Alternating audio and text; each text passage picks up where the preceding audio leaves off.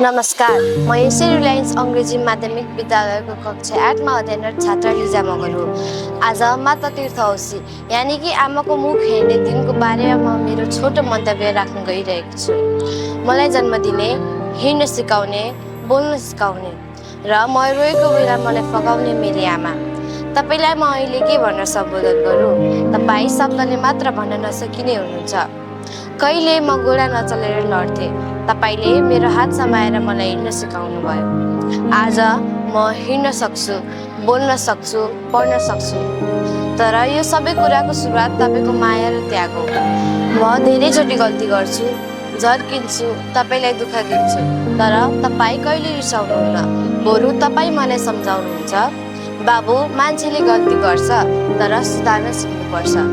तपाईको त चिसो हातले मेरो निधारमा छुँदा मेरो ज्वरो पनि हराउँछ। मलाई कसैले भगवान देखेको भन्यो भने म भन्छु, म त भगवान बिहान बेलुकै देख्छु। आज आमाको मुख हेर्ने दिन हो। म तपाईलाई धन्यवाद भन्न चाहन्छु।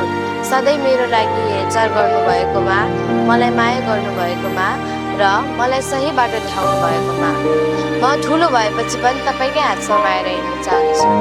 म सफल भएँ भने त्यो तपाईँकै आशिष हुनेछ।